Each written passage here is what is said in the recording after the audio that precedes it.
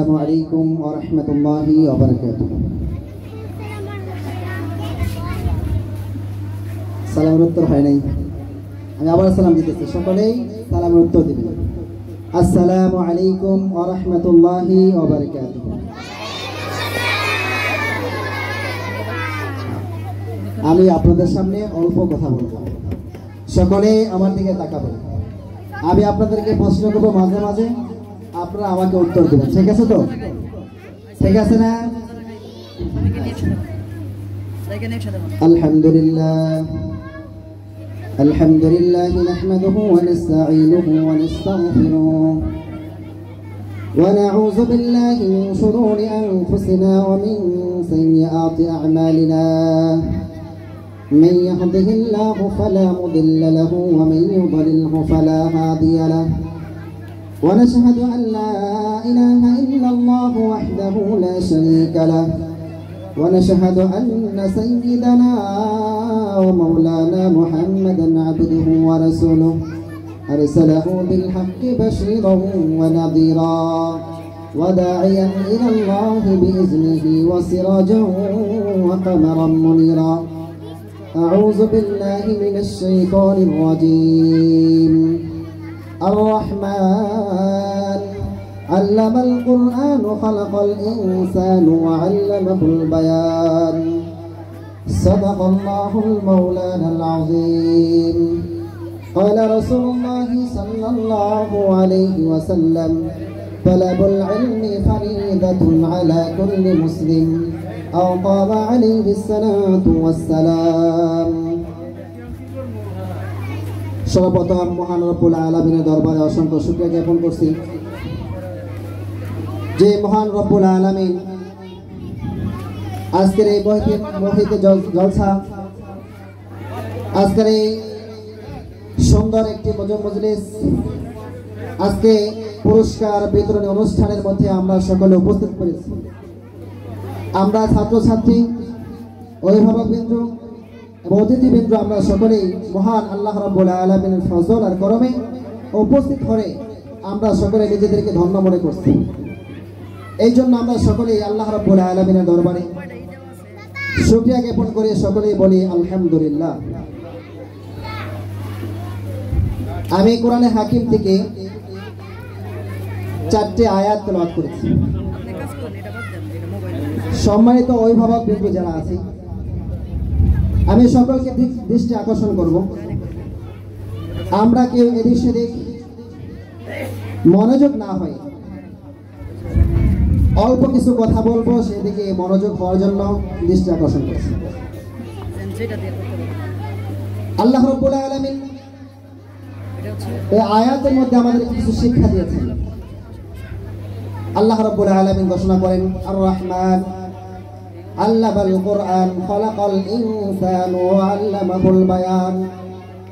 আর রহমান উনি যিনি আল্লামাল কুরআন, যিনি কোরআনকে শিক্ষা দিয়েছেন। মহান রব্বুল আলামিন আর রহমান, উনি আর রহমান যিনি শিখিয়েছেন কোরআন। তাহলে এই আয়াতের মাধ্যমে বুঝতে পারলাম, আমার আপনার কোন ধরনের কার্যকলাপের মাধ্যমে, আমার আপনার কোন যোগ্যতার মাধ্যমে আমরা কোরআনকে শিখতে পারি নাই। আমাদের ছাত্র ভাইরা যারা আছেন, আমরা যারা আছি, আমরাও নিজেদের যোগ্যতার কারণে আসতে পারি নাই। আল্লাহ রাব্বুল আলামিন আমাদেরকে শিখিয়েছেন। আল্লামাল কোরআন, যিনি শিখিয়েছেন কোরআন, উনি হলেন আর রহমান। উনি সমস্ত আকাশ এবং জমিন, সমস্ত কিছুর মালিক। উনি যিনি আমাদেরকে কোরআনকে শিক্ষা দিয়েছেন। কারণ কি, আল্লাহ রাব্বুল আলামিন কোরআনকে শিক্ষা দিয়ে মানুষকে মানুষ হিসাবে রূপ দিতে চান। আল্লামাল কোরআন খালাকাল ইনসান।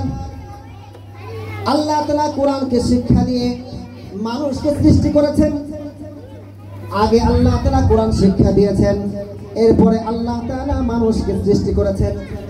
বলেন তো দেখি, আল্লাহ তাআলা আগে কোরআনকে নাজিল করেছে নাকি আগে মানুষ বানাইছে? কোরআন তো নাজিল হয়েছে রাসূল করিম সাল্লাল্লাহু আলাইহি ওয়াসাল্লামের উপরে। আল্লাহ রাসূলের আগে হযরত আদম আলাইহিস সালাম ছিলেন, এরপরে লক্ষাধিক নবী রাসূল দুনিয়া থেকে বিদায় নিয়েছে। এরপরে শেষ নবী মুহাম্মদুর রাসূলুল্লাহ সাল্লাল্লাহু আলাইহি ওয়াসাল্লামের উপরে কোরআন নাযিল হয়েছে।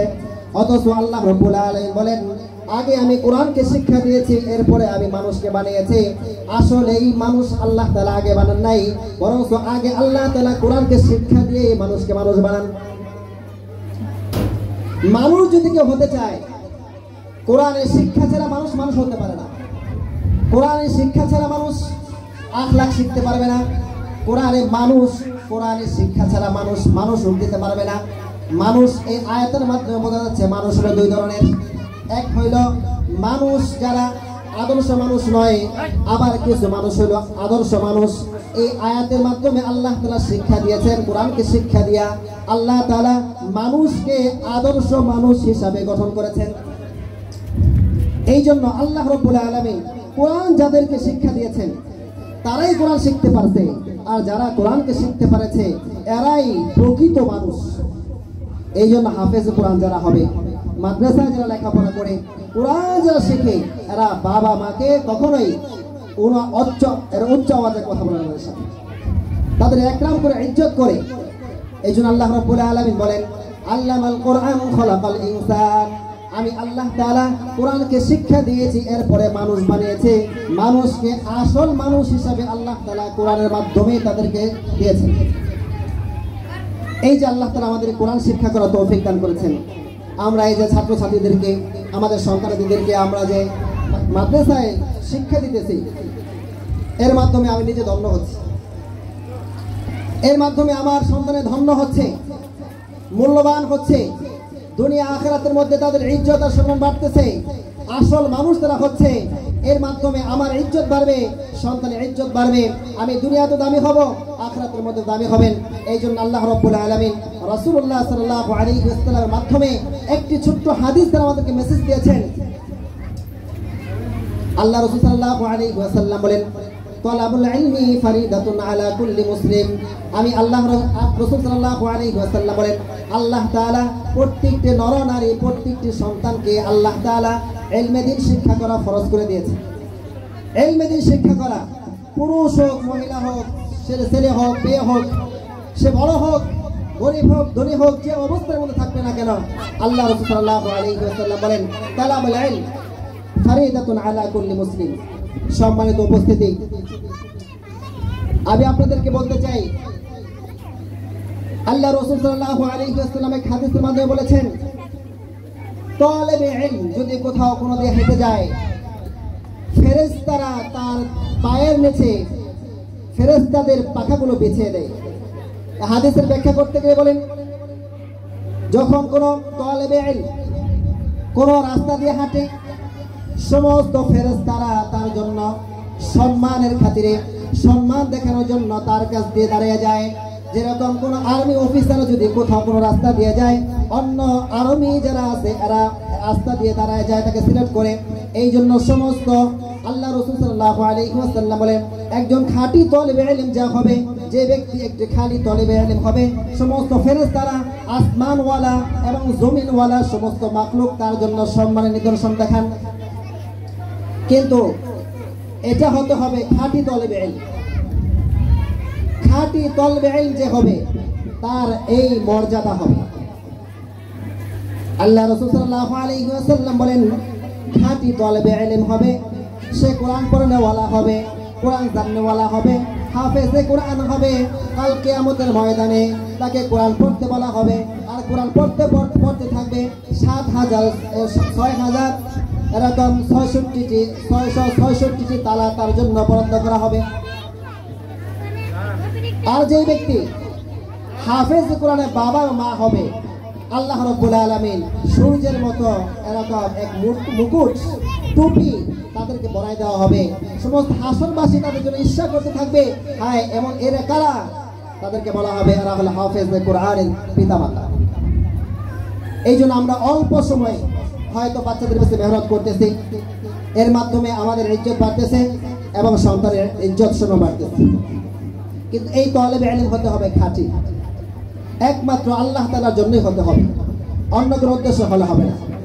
এই জন্য আল্লাহ রাসূলুল্লাহ সাল্লাল্লাহু আলাইহি ওয়াসাল্লাম বলেন, ইন্নামাল আমালু বিন্নিয়াহ, সমস্ত আমল নিয়তের উপরে নির্ভর করে, সমস্ত আমল নিয়তের উপরে নির্ভর করবে।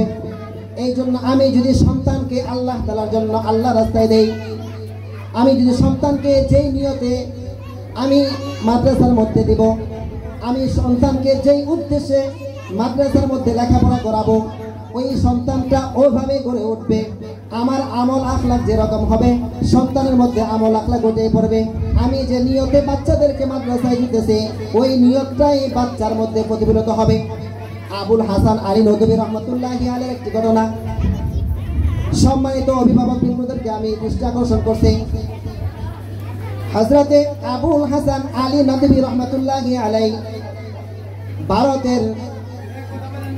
ভারতের যিনি অনেক বড় বিখ্যাত আলেম ছিলেন।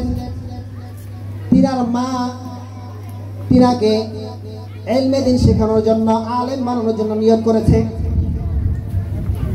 আবুল হাসান আলী নদভী রহমতুল্লাহি আলাইহির মা নিয়ত করেছে, আমার সন্তানকে আমি আলেম বানাবো, আমি দ্বীনের দাঈ বানাবো, আমার সন্তানকে আমি যুগশ্রেষ্ঠ আলেম বানাবো।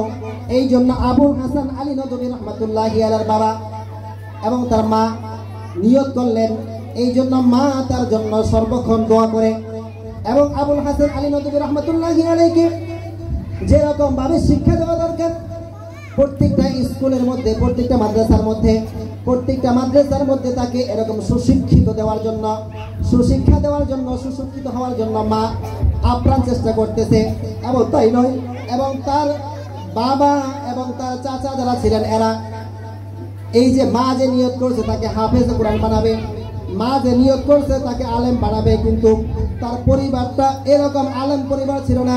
তাদের পরিবারটা ছিল অনেক উচ্চ পর্যায়ের পরিবার। খেয়াল করবেন, যেই পরিবারের মধ্যে সকলে ছিল ডাক্তার, হয়তো ইঞ্জিনিয়ার, অন্য হয়তো ম্যাজিস্ট্রেট, বড় পদের এরকম অধিকারী তারা ছিলেন, তাদের এটা মূল্যায়িত ছিল না যে হাফেজে কোরআন হবে, আলেমে হক্কানি হবে, এটা তাদের মূল্যায়িত ছিল না। এই জন্য মা যে নিয়ত করেছে, এইটা আশেপাশের যে তাদের পরিবারভুক্ত যারা আছে তারা পছন্দ করতেছে না, কিন্তু তারপরেও মা নিয়ত করেছে। এই জন্য সকলেই এটা সম্মিলিত হয়েছে, কিন্তু বলেছে তোমার ছেলেকে আমাদের মতো বানাইতে পারবে না। কিন্তু আবুল হাসান আলী নদভী রহমতুল্লাহ আলাইহির মা দৃঢ় প্রতিজ্ঞা নিলেন, না না, আমার সন্তান যুগশ্রেষ্ঠ আলেম হবে, আমার সন্তান যুগশ্রেষ্ঠ আলেম হবে, আল্লাহ তাআলার ওলি হবে। এই জন্য আবুল হাসান আলী নদভী রাহমাতুল্লাহি আলাইহির মা রাত্রে রাত্রে দোয়া করেন, তাহাজ্জুদ পড়েন, দোয়া করেন, আর সন্তানের জন্য যা প্রয়োজন তা দিতে থাকেন। সম্মানিত হাজিরিন, এরকম গ্রামের লেখাপড়া শেষ করেছে, শহরে গিয়েছে, শহর থেকে এরকম দেওবন্দের মধ্যে গিয়েছে। আবুল হাসান আলী নদভী রাহমাতুল্লাহি আলাইহি আপ্রাণ চেষ্টা করতেছে, মা এখান থেকে দোয়া করে। আল হযরত আবুল হাসান আলী নদভী রাহমাতুল্লাহি আলাইহি এত যুগশ্রেষ্ঠ বড় আলেম হয়েছেন। আবুল হাসান আলী নদভী রাহমাতুল্লাহি আলাইহি বয়স যখন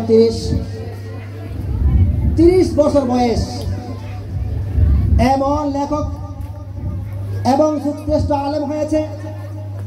আবুল হাসান আলী নদভী ভারতে ভারতবর্ষের মধ্যে বৈশা কিতাব লেখে, আরবিতে কিতাব লেখে। যে ভারতটা হলো মাতৃভাষা হলো উর্দু, বাংলাদেশ যেরকম মাতৃভাষা বাংলা, কিন্তু আবুল হাসান আলী নদভী রাহমাতুল্লাহ আলাইহি সেখানে লিখতেছে হলো আরবিতে, সাহিত্যপূর্ণ ভাষা দিয়া। আবুল হাসান আলী নদভী রাহমাতুল্লাহ আলাইহি মাজা খাসরুল আলাম একটা বই লিখেছেন, যেই বইটা নাকি এরকম সৌদি আরবের মধ্যে, আরব বিশ্বের মধ্যে বড় বড় লাইব্রেরিতে সেটা ছাপাইছে, এবং ওই সময়ের মধ্যে পুরা আরবের মধ্যে এই বইটা এমন ভাবে চলমান হয়েছে, এমন ভাবে পরিচিত হয়েছে, প্রত্যেকটা ঘরের মধ্যে, বাড়ির মধ্যে এই বইটা প্রত্যেকটা জায়গার মধ্যে রয়েছে।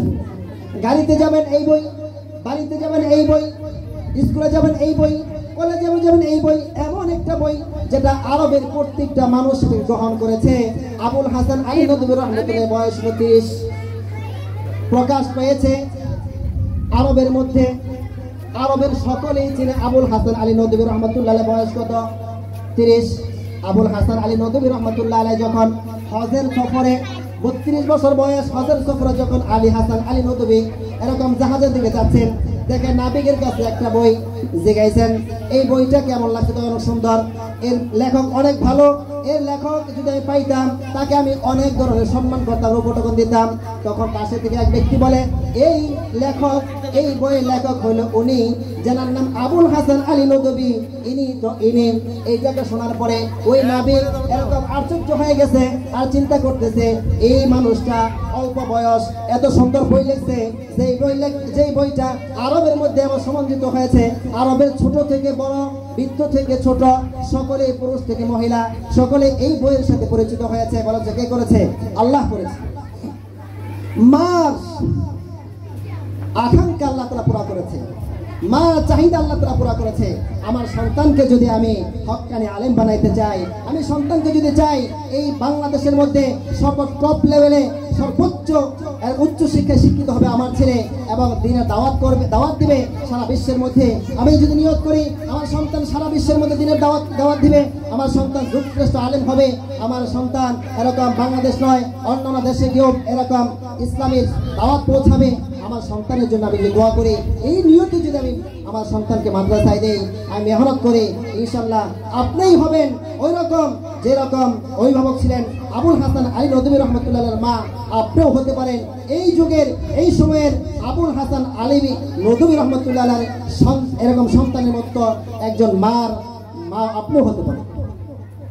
এই জন্য সম্মানিত হাজিরিন, আল্লাহ রাসূল সাল্লাল্লাহু আলাইহি ওয়াসাল্লাম বলেন, ইন্নামাল আ'মাল বিন্নিয়াহ, নিয়তের উপরে এই সমস্ত কাজে নির্ভরশীল। এই জন্য আমরা আমাদের সন্তানদেরকে মাদ্রাসায় পড়াইতেছি আমাদের নিয়তকে খালেজ করে, দুনিয়ার জন্য না দিনের জন্য। ইনশাআল্লাহ আমরা সন্তানকে মাদ্রাসায় পড়াবো। মাদ্রাসায় শিক্ষা দেওয়া এটা আল্লাহ তাআলার পক্ষ থেকে আমাদেরকে ফরজ করেছেন এবং এই মাদ্রাসার দেখাশোনা করা এটা আমাদের জন্য আল্লাহ রাব্বুল আলামিন, আল্লাহ রাসূল সাল্লাল্লাহু আলাইহি ওয়াসাল্লাম আমাদেরকে ফরজ ঘোষণা করেছেন। এই জন্য আমি সন্তানকে যেরকম ভাবে দিনের শিক্ষা দিব নিয়তে খালেজ করে, মাদ্রাসাকেও নিজের মাদ্রাসা হিসাবে এটা যা কিছু প্রয়োজন আছে এখানে কিভাবে এরকম এই প্রতিষ্ঠান সুন্দরভাবে চলে, এটার প্রত্যেকটা অভিভাবককে সেভাবে আমাদেরকে নিগরানি করতে হবে। আমার কোনো গাফিলতির কারণে এই মাদ্রাসার লেখাপড়ার মধ্যে কোনো ঘাটতি না হয়